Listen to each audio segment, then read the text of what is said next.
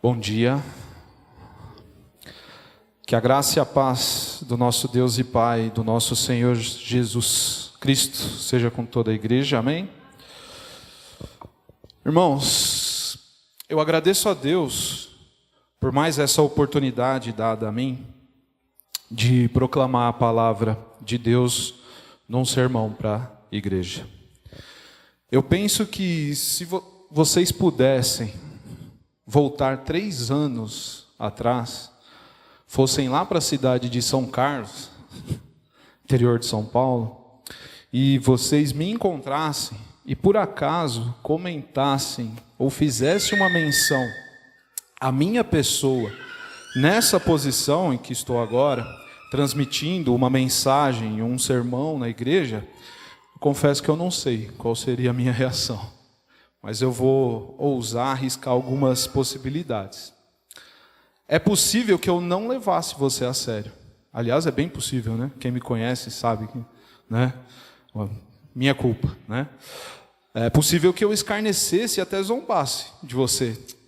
Vai soltar tá tirando, eu, né? Imagina só, eu pregando para a igreja toda. Talvez uma outra reação, né? Talvez eu ficasse pensativo, se eu acreditasse, né, que você estava falando a verdade mesmo, e não entendesse como isso ocorrera, né, em 3 anos eu estar nessa posição, e é muito provável que eu ficasse com medo disso. A grande verdade é que mesmo que supostamente, como professor, é a minha profissão, então, mesmo que eu seja colocado dia após dia em situação de estar de frente para um auditório, para uma plateia, ensinando, falando, expondo um conteúdo, pregando alguma verdade, ainda que científica, eu posso afirmar para vocês que não é a mesma coisa. Com certeza me ajuda no falar, mas é totalmente diferente, né? O Márcio que está aqui diante de vocês do Márcio que está na sala de aula todos os dias. E hoje, né, o tema do nosso sermão é justamente esse, do falar, do testemunhar. Né? A nossa série, Cristo amou a igreja e se entregou por ela, que tem base em Efésios 5:25, né? Nós já tivemos 6 sermões. Né? Primeiro, pertencer, acolher, depois congregar, cuidar, servir e na última semana honrar. O nosso 7º sermão, que é o de hoje, tem o título de testemunhar. E na semana que vem, a gente encerra essa série com o título do sermão que será Venha e Vede. Né? Vocês vêm e vocês descobrem aí. Né? Para quem já comprou o livro já sabe, né? Já teve o spoiler, né? Mas aos demais fica aí o convite de retornar na semana que vem. E antes da leitura do texto, né, que vai nos trazer luz sobre esse propósito de testemunhar, eu gostaria de iniciar esse sermão de uma forma um pouquinho diferente. Gostaria de propor uma ilustração, que vocês imaginassem comigo um cenário. Então imaginem, meus irmãos, uma jovem que sempre teve o sonho de se casar e constituir família. Um sonho pouco comum hoje em dia, né?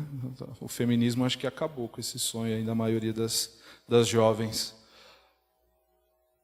Mas vamos imaginar então uma típica jovem dos filmes românticos aí de sessão da tarde, né? Dos anos 90, enfim, onde ainda existia esse anseio, né? Digamos que essa jovem, em tempo oportuno, e eu preciso enfatizar esse em tempo oportuno, porque o sermão está sendo gravado e a Alice pode vir a assistir isso em algum tempo, né? Então, em tempo oportuno, né? Digamos que essa jovem conheça um rapaz formoso, inteligente, culto, generoso e com a característica mais importante para aquelas, né, que são servas de Deus, um verdadeiro crente. Com certeza, essa jovem, ao conhecer um rapaz com todos esses atributos, no mínimo, vai ficar intrigada e com vontade de conhecê-lo. talvez desperta algum interesse, talvez ela comente sobre esse rapaz com suas amigas, com o seu círculo mais íntimo de amizades, e à medida que esse interesse cresce, os comentários podem acabar chegando aos pais, escapuliu, né? Minha mãe ouviu, né? Aos outros amigos, à família, e aí começa aquelas brincadeirinhas, né? De quando o rapaz chega, todo mundo já, né? Porque já vazou aquele círculo mais fechado, esse interesse. Avançando um pouquinho, digamos que o tempo passa, eles começam a se relacionar, e o relacionamento progride até que ele finalmente faz o pedido. O tão esperado e aguardado pedido de casamento. Olha só que legal. Com certeza, essa é uma história que já vimos inúmeras vezes, seja em filmes ou mesmo na vida real. Não é algo difícil de se imaginar, né?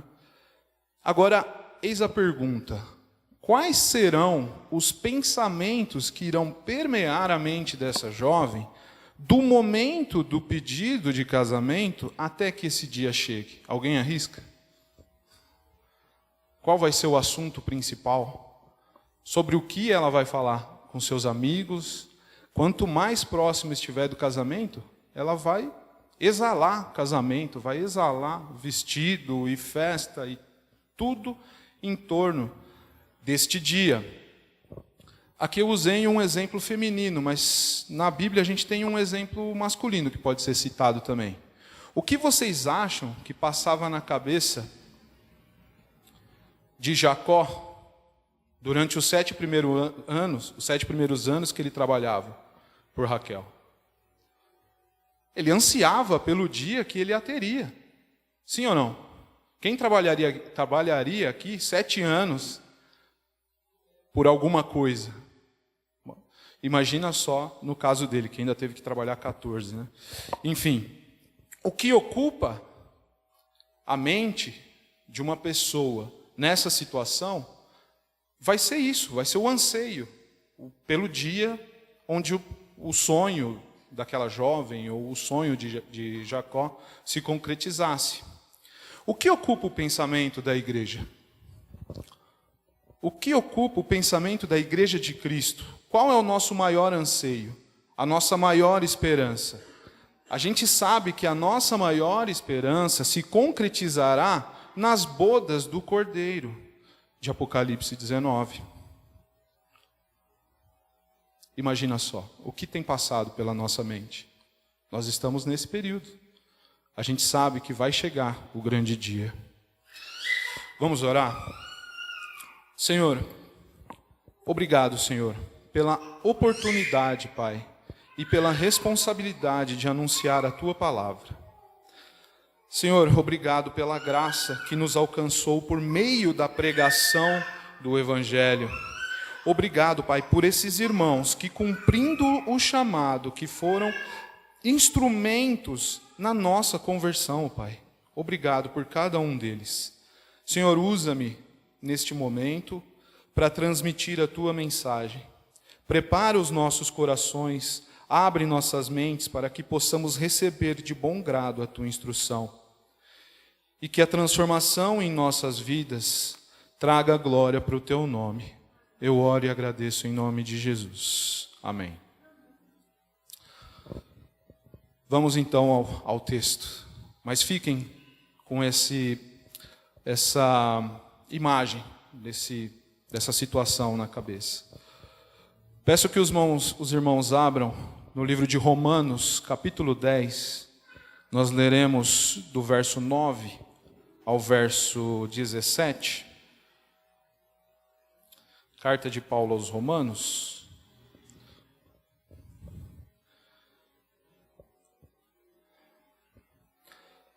Carta de Paulo aos Romanos, versículo 10, do 9 ao 17, palavra de Deus revelada através do apóstolo Paulo, diz assim: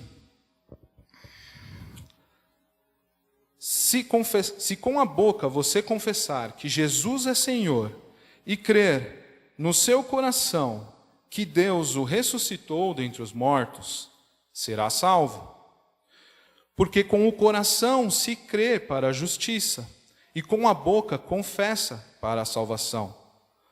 Pois a Escritura diz: todo aquele que nele confia jamais será envergonhado.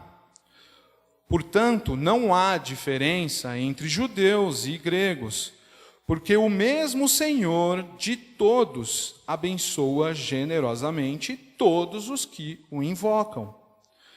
Pois todo aquele que invocar o nome do Senhor será salvo. Como então invocarão aquele em quem não creram? E como crerão naquele de quem não ouviram?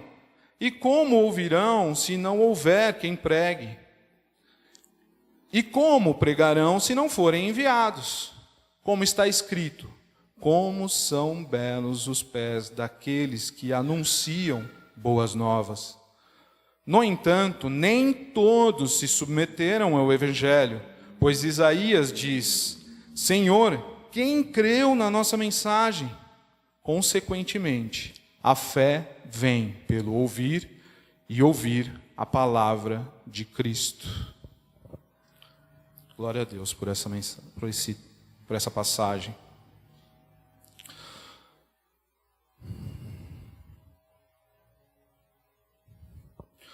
Irmãos, o capítulo 10 do livro de Romanos é a continuidade de uma lamentação de Paulo, que se inicia no capítulo 9, onde ele mostra profunda angústia no coração em relação à incredulidade dos seus irmãos israelitas. No verso 2 do capítulo 9, ele diz ter grande tristeza e constante angústia, no coração pelo seu povo. Na sequência, ele faz uma série de afirmações sobre o povo de Israel em relação ao Antigo Testamento. Ele fala que deles é a adoção, a concessão da lei, as promessas, os patriarcas, a linhagem de Cristo vem deles. Mas ele pondera tudo isso no verso 6, dizendo que ainda que as promessas tenham sido feitas a Israel, a palavra de Deus não falhou. Por quê? Porque nem todos os descendentes de Israel são Israel. No verso 8 ele mostra que os filhos de Deus são os filhos da promessa e não o da descendência natural. Ainda no capítulo 9, temos toda uma exposição na sequência sobre a soberania de Deus e seus propósitos, chegando a dizer: quem é você, homem, para questionar a Deus? Falando dos gentios e da sua conversão, ele cita várias promessas do Antigo Testamento sobre isso.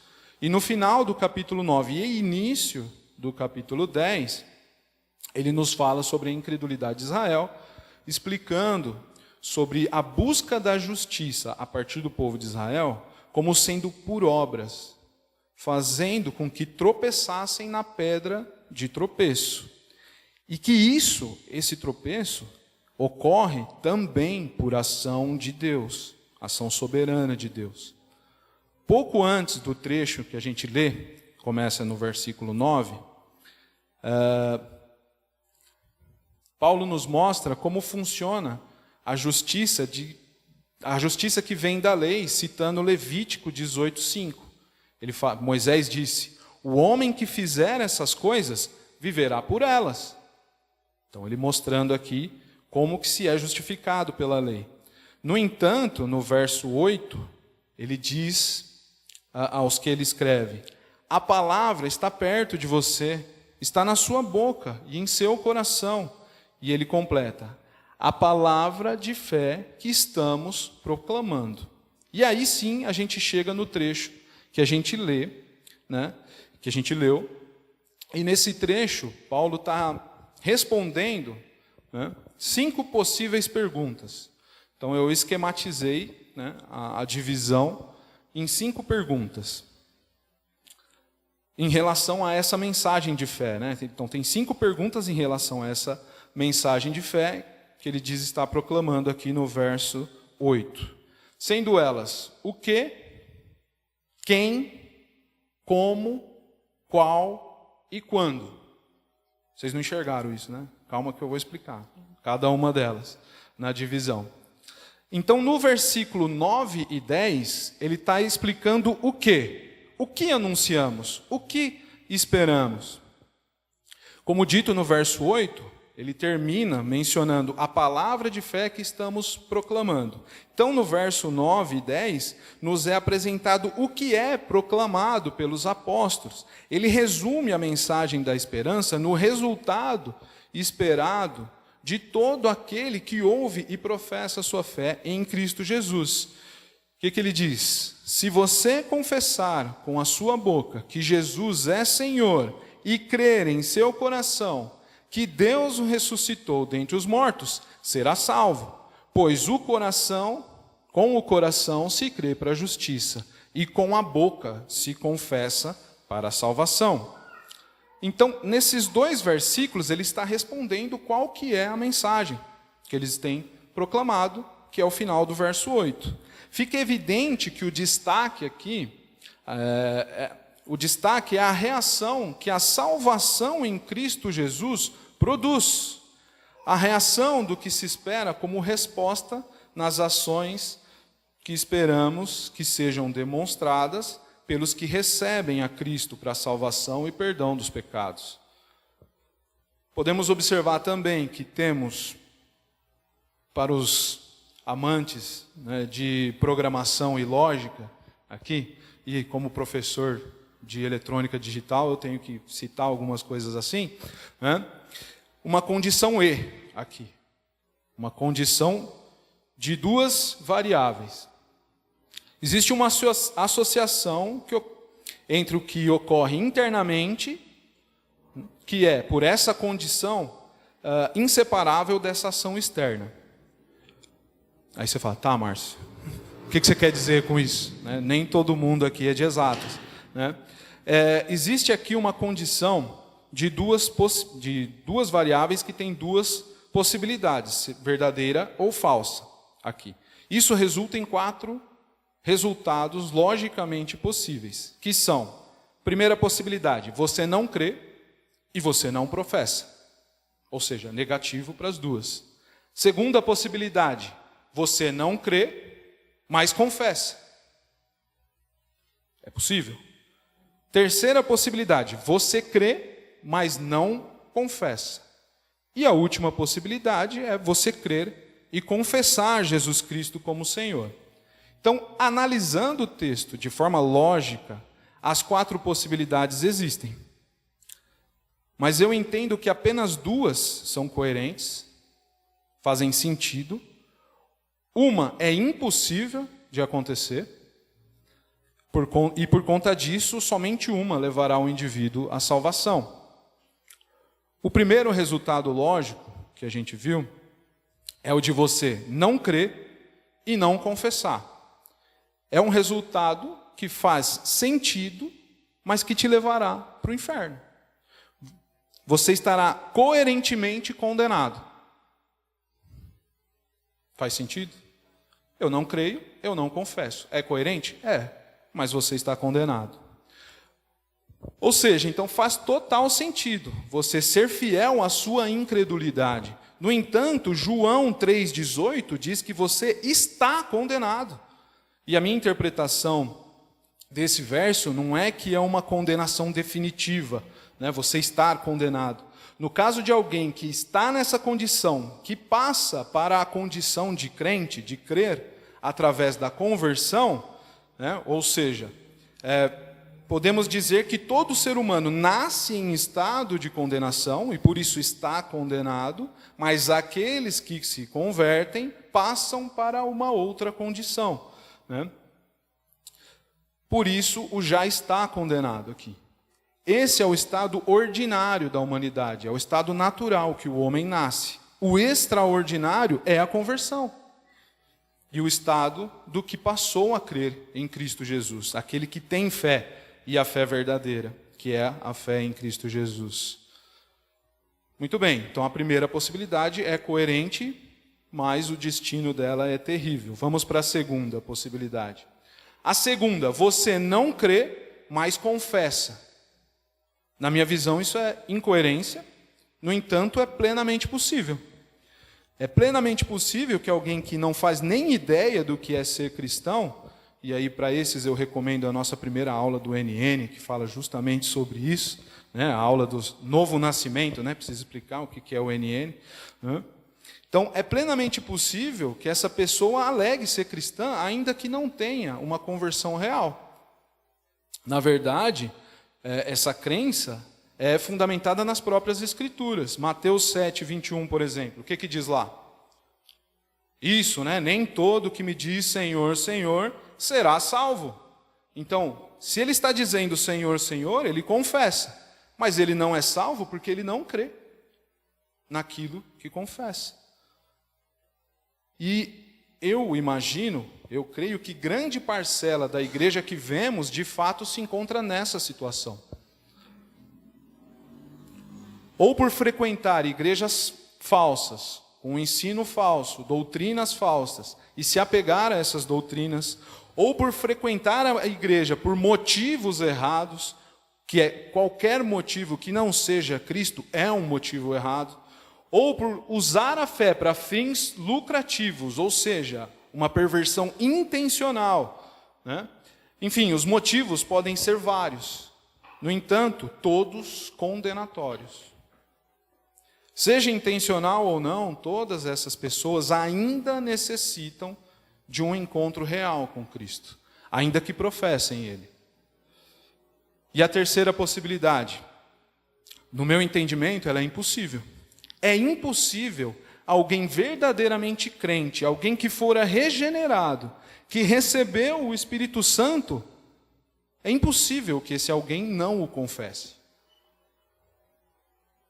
Ou vocês acham que seria normal um crente verdadeiro, por exemplo, negar-se a se batizar em nome do Pai, do Filho e do Espírito Santo? Negar ser cristão para os seus colegas de trabalho ou da faculdade? Ao fazer isso, na verdade, ele demonstra estar no primeiro caso. Ele está negando porque ele nunca creu. Ele não fala, ele não confessa, porque ele não creu. Ele nunca creu verdadeiramente. E aí chegamos à última possibilidade, a quarta, que é declarada aqui no verso. Essa possibilidade, que é a de você crer e confessar, é fruto da salvação. Ela é coerente como a primeira. Se eu creio, é coerente que eu o confesse. Mas essa, diferente da primeira, levará um indivíduo aos portões do céu junto a seu Criador para a vida eterna. É a única que vai trazer salvação. Aqueles que confessam e verdadeiramente creem que Cristo é Senhor e que Deus o ressuscitou dentre os mortos, a estes são destinadas as promessas de salvação e vida eterna. Então, no primeiro trecho, onde nós vimos qual é o conteúdo da mensagem, né? O que é pregado, a gente levantou essas 4 possibilidades. Vamos para o quem. Uma vez entendendo o que é pregado, a quem é destinada essa mensagem? Versos 11 a 13. Então, agora veremos a quem é pregada essa mensagem. A pregação, ela é exclusiva para um povo? Ela é exclusiva para uma etnia, para uma nação? Versos 11 e 13, e preste atenção aí nas ênfases. Como diz a Escritura, todo o que nele confia jamais será envergonhado. Não há diferença entre judeus e gentios, pois o mesmo Senhor é Senhor de todos e abençoa ricamente todos os que o invocam. Porque todo aquele que invocar o nome do Senhor será salvo. Então é facilmente perceptível nesse trecho que a oferta do Evangelho deve ser feita a todas as pessoas. Como dito na introdução da pregação, o trecho em que lemos está dentro de um trecho maior de lamento pela incredulidade de um povo específico, do Israel. E a Bíblia de Estudo Thomas Nelson recorta desde o verso 9:30 até o capítulo 10, capítulo 9, verso 30, até o capítulo 10, verso 21, esse trecho. Um lamento por Israel. Depois leiam o trecho todo. Então, apesar desse trecho preocupar-se com a incredulidade de Israel, o verso 12 diz não haver diferença entre nós e eles. E o 14, que todos os que o invocarem serão salvos. Opa, então é para todo mundo. A palavra, perdão se a pronúncia estiver errada, né? Epikalesentai, traduzida por invocarem, tem origem na palavra kalel, que quer dizer chamar, geralmente em voz alta. Mas nessa composição ela também pode ser traduzida como um apelo, um recurso. Eu estou recorrendo, fazendo uma apelação. E no meu entender, isso não contraria Mateus 7:21. Não se trata de um mero dizer, mero soltar ali as palavras. O invocar demonstra confiança de um coração que crê. Então Paulo nos mostrou o que pregamos e a quem pregamos. No próximo recorte, versículo 14 e 15, vai mostrar como. Temos uma mensagem, ela precisa chegar às pessoas. Como essa mensagem chega? Como a mensagem vai alcançar a todos? Verso 14 e 15a, ele faz uma série de perguntas de como essas pessoas serão alcançadas pela mensagem. Então, verso 14. Como, pois, invocarão aquele em que não creram? E como crerão naquele em que não ouviram falar? E como ouvirão se não houver quem pregue? 15a. E como pregarão se não forem enviados? Se a gente prestar atenção, Paulo quer mostrar aqui como é transmitida essa mensagem, qual é o meio para que sejam salvos por Cristo. E primeiro, Paulo usa aqui várias perguntas retóricas, mostrando a cadeia de eventos que leva à fé e à conversão. Para entender isso, a gente precisa inverter a ordem, né? Então, começando do 15a, retornando às perguntas, como pregarão se não forem enviados? É Cristo que nos envia a pregar. A pergunta anterior, e como ouvirão se não houver quem pregue? Através da pregação que as pessoas ouvem falar sobre Cristo. Pergunta anterior, e como crerão naquele de quem não ouviram falar? Então é a partir da mensagem que elas ouvem falar e passam a crer. E a primeira pergunta, na ordem inversa ela fica por último, como, pois, invocarão aqueles que não creram? Então, só então, elas o invocam para a salvação. Então, Cristo nos envia a pregar, através da pregação as pessoas ouvem falar sobre Cristo, a partir dessa mensagem elas passam a crer, a partir da obra do Espírito Santo, só então elas invocam para a salvação. Então tem uma ordem lógica aqui. E Paulo nos mostra essa cadeia de evento como começando em nós. Porque o verso 15b diz o seguinte, como está escrito, como são belos os pés dos que anunciam as boas novas. Então toda essa cadeia de evento começa em mim, começa em você. Partindo, cumprindo o chamado de anúncio das boas novas em Cristo Jesus. Nós somos chamados para esse anúncio. E a menção dos pés que anunciam as boas novas é uma citação de Isaías 52, verso 7. E eu vou ler o 8 também, porque ele faz total sentido. Isaías 52, 7 e 8. Como são belos sobre os montes os pés do que anuncia as boas novas, que proclama a paz, que anuncia coisas boas, que proclama a salvação, que diz a Sião, o teu Deus reina.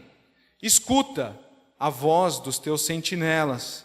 Eles levantam a voz, juntos exultam, porque contemplam de perto a volta do Senhor a Sião.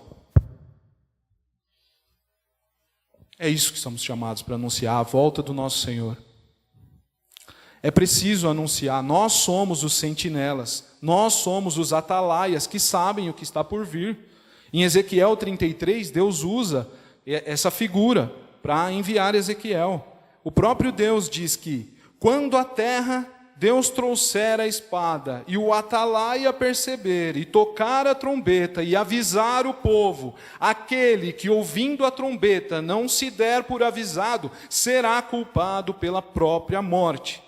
Só que no verso 6, Deus ainda diz que se o atalaia não tocar a trombeta ao perceber a espada vindo, e o povo não for avisado, o povo será ferido pela própria maldade, mas Deus considerará o atalaia culpado daquela morte. No verso 7, Deus mostra quem são os atalaias, os sentinelas da torre, dizendo a Ezequiel para ouvir da boca de Deus e dar o aviso que receber de Deus para o povo. Hoje nós somos os atalaias. Nós temos ouvido a pregação do Evangelho. É nossa responsabilidade avisar o povo. E talvez esse seja o motivo de Paulo dizer em 1 Coríntios 9,16 o que já foi dito aqui. Ai de mim, se eu não pregar o Evangelho. Ai de nós. Ai de nós se não confessarmos. Ai de nós se não anunciarmos. Ai de nós se não invocarmos o nome do Senhor. É para isso que somos chamados. O verso 16, a gente vai entrar numa outra pergunta, que vai responder o qual. Qual o resultado que a gente espera? Então, continuando aqui o verso 16, respondendo aí a quarta pergunta, o resultado que nós devemos esperar nem sempre é o resultado que estamos preparados, né? Mas a gente precisa anunciar mesmo assim. Verso 16. No entanto, nem todos os israelitas aceitaram as boas novas, pois Isaías diz: Senhor, quem creu em nossa mensagem? Então já nos foi advertido que o resultado pode ser esse. E aí? Eu devo me desmotivar? Se eu, Márcio, estou aqui anunciando o Evangelho, aparentemente sem retorno, sem frutos, ninguém se converteu, ninguém veio até a frente, ou talvez você julgue a igreja como infrutífera. Você vê, os pregadores fazem a exposição da forma como deve ser, sem distorcer o texto para caber nas ideias caídas que nós já temos, sem amaciar a mensagem para os crentes Nutella de hoje em dia, sem bancar o Dave Leonardo fazendo gracejos para falsos crentes e colocando mentiras na boca de Deus, profanando a sua mensagem e levando multidões de anestesiados para o inferno. Você pode pensar: essa igreja é parada demais. Essa igreja, 20, 30 membros, essa mensagem é ineficaz. Fica pregando doutrina, expondo o contexto, coisa chata. Hoje em dia, falar de santidade, falar de pecado, uma pregação cristocêntrica que não fala de mim. Se você é um desses, a mensagem para você hoje é: vá. Atenda o comichão nos seus ouvidos, que te leva a buscar mestre segundo o seu próprio entendimento. Seja ao menos sincero e assuma o seu Deus hedonista. Quanto aos crentes sinceros que estão aqui, nós somos chamados para sermos fiéis no testemunho de Cristo, fiéis à sua mensagem, anunciar com intrepidez a verdade do Evangelho, ainda que hoje isso esvazie a igreja. O céu não vai alargar suas portas para abraçar o mundo. Isso é obra da concorrência. E você que insiste na pregação, insiste em ser fiel no evangelismo responsável, não se esmoreça quando parecer que o seu trabalho for vão. Antes, sede firmes e constante, sempre atuante na obra do Senhor, sabendo que nele o vosso trabalho não é inútil. É o que diz 1 Coríntios 15, 58. Ainda assim, já ouvimos 2 sermões atrás que a palavra sempre cumpre o seu propósito, seja para a misericórdia ou para a justiça de Deus. Então anuncie, fale, não se cale, não se omita. Seja o meio, seja o transportador dessa mensagem. Faça o seu papel. O verso 17 nos mostra quando ocorre a conversão. É a quinta e última pergunta, o quando. Verso 17. Consequentemente, a fé vem por se ouvir a mensagem, e a mensagem é ouvida mediante a palavra de Cristo. A fé é gerada quando o Espírito Santo, através do anúncio da palavra de Cristo, regenera o ouvinte, produzindo arrependimento e fé, que é o que conhecemos como conversão. A palavra pregada é a ferramenta, é o instrumento que o Espírito Santo usa para regenerar o pecador e possibilitar que ele se volte para a cruz de Cristo, recebendo o perdão dos pecados e a vida eterna em Cristo Jesus. Ficaria chocante para o sermão eu dizer que quando você se omite, você nega a salvação para o próximo. Por mais que isso seja verdade da perspectiva de quem fala, a soberania de Deus vai levantar outro para cumprir o seu descaso com a obra de Deus. Porque ele não vai perder nenhum dos seus. Ainda que você se negue, ele vai alcançar. Ainda que ele, como Paulo, ele precise aparecer na frente daqueles que ele escolheu. Ele vai fazer, ele vai salvar. Mas ai de nós, se não pregarmos o Evangelho. A palavra de Deus, o Evangelho, a palavra de Cristo tem poder para salvar o mais vil pecador. Paulo foi um exemplo disso. Ele caçava a igreja, participou da morte de Estevão, estava indo para prender cristãos. No entanto, ele é o autor, pelo poder do Espírito Santo, de boa parte do Novo Testamento. Ele deu a sua vida pelo que pregava. E nós somos instrumentos dessa obra maravilhosa. Fomos chamados a participar como arautos que anunciam a chegada do Rei, mas também como sentinelas que anunciam a ira que vem. Não fique de fora. Não se intimide. Maior é o que está em nós do que aquele que está no mundo. Nas 5 divisões que fizemos, as 5 perguntas: o que pregar? Quem é o alvo da nossa mensagem? Como essa mensagem é transmitida? Qual o resultado que devemos estar preparados para ter? E quando ocorre a conversão? Em cada um desses trechos, eu destaquei aqui uma palavra-chave. Primeiro, confessar. Segundo, invocar. Terceiro, anunciar. Quarto, aceitar. E quinto, ouvir. Pegando essas palavras-chave, uma vez que nós, salvos em Cristo Jesus, o somos porque já ouvimos a palavra de Cristo, já aceitamos a sua mensagem e só aceitamos porque Deus nos possibilitou a isso, nos regenerando em nossa conversão, já temos invocado teu santo nome, como salvos em Cristo, só nos resta confessá-lo, anunciá-lo, constantemente para que outros venham a crer. É isso que se espera de nós. Nós que cremos, que fomos selados pelo Espírito Santo e tornados testemunhas.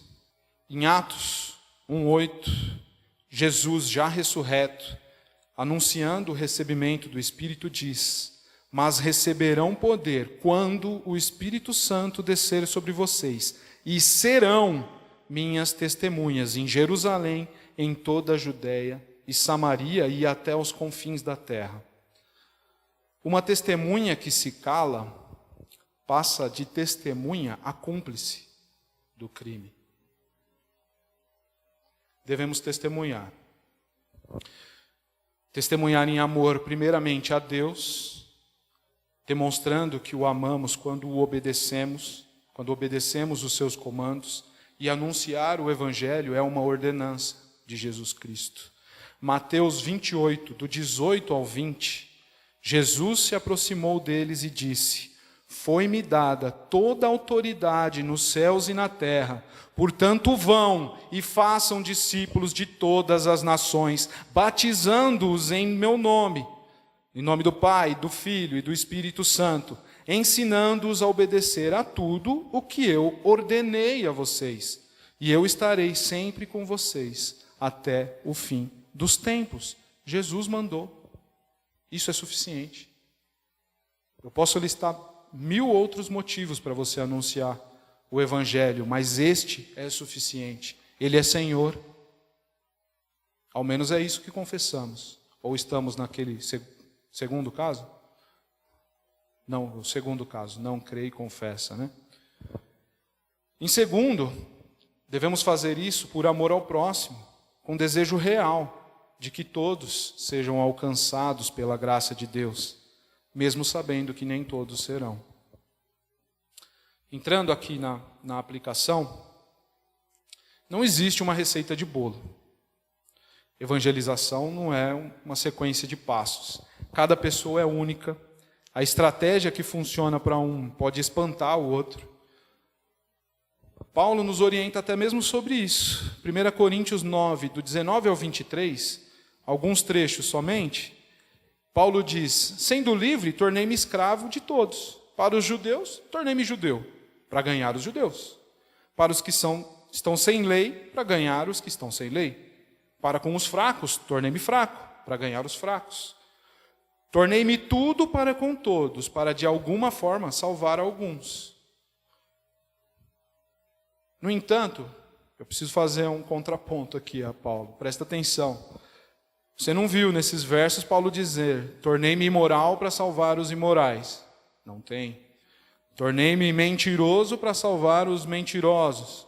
Tornei-me ladrão para salvar os ladrões. Tornei-me político para salvar os ladrões, né? Tornei-me adulto para salvar os adúlteros. Então não se envolva no pecado deles, com a desculpa de estar fazendo a obra de Deus. Aí eu vou num lugar onde eu não deveria estar, com a desculpa de estar fazendo a obra de Deus, e ali eu sou, na verdade, se fosse possível, né, convertido para a concorrência. Não é possível, né, mas não se coloque em posição de ser tentado. No livro que a gente está usando como base, o autor, Tony Merida, que é pastor da Imago Dei Church na Carolina do Norte, diz algumas estratégias boas e eficazes para trazer as pessoas para a igreja. Porque muitos são tentados, a partir desse objetivo, que é válido, trazer mais pessoas, a tratar o culto como um produto, um serviço oferecido aos clientes. Vamos fazer do momento das músicas um show pirotécnico que não deixe a desejar e que entregue o êxtase e a chuva de dopamina cerebral que uma balada entrega. Olha só que legal, vai encher de gente aqui. Vamos melhorar a oratória dos pregadores com técnicas de coach, técnicas de manipulação, um discurso mais atrativo, carismático. Vamos mexer no carisma dos pregadores. Acho que o pastor tem que fazer umas tatuagens, ficar mais descoladão. Assim a gente vai atingir mais jovens. Eu não estou demonizando nada disso, na tatuagem em si, né? Mas agindo assim, nós estamos transformando o culto no que deveria ser ao Deus eterno em um entretenimento para um bando de mimados. Será que no lugar de criticarmos o culto bíblico e culpar o pastor e os líderes pela aparente falta de crescimento numérico da igreja, não devemos entender isso como um indicativo para a falta de compromisso com a missão de Cristo por parte dos membros? Não é justo que eu, como membro, me inclua na equação? Temos feito a nossa parte? Ou como espectadores, estamos sentados em nosso comodismo, assistindo a liderança falhar? Tome seu posto, sentinela. Faça a sua parte antes de apedrejar os que estão fazendo. A melhor estratégia para trazer pessoas para a igreja, e aí, no livro, vocês vão ficar pasmos com essa estratégia. Que coisa mirabolante. É convidar. É chamar alguém para vir para a igreja. É o convite. O convite, aliado a um testemunho fiel de vida, é a forma mais eficaz de se trazer as pessoas para ouvir a palavra. Faz sentido? Ou se o Márcio não fala, aliás, se o Tony Merida não fala, Ah, mas eu tenho vergonha. Será que temos vergonha por descobrirem que somos cristãos? Ou pior do que isso, nós temos vergonha porque eles sabem que não somos? Os colegas de trabalho, da escola, convivem e veem o nosso testemunho. Qual é o nosso procedimento? Talvez isso seja a fonte da nossa vergonha. Nesse caso, converta-se primeiro. Antes de tentar converter, aprenda, arrependa-se e crede no Evangelho. Então, o convite direto, associado a um testemunho de vida, é uma forma de se trazer as pessoas para ouvir a palavra de Deus na forma de sermão. No entanto, isso é suficiente? Em alguns casos, sim. O Espírito Santo tem poder para que com uma palavra simples o pecador seja regenerado.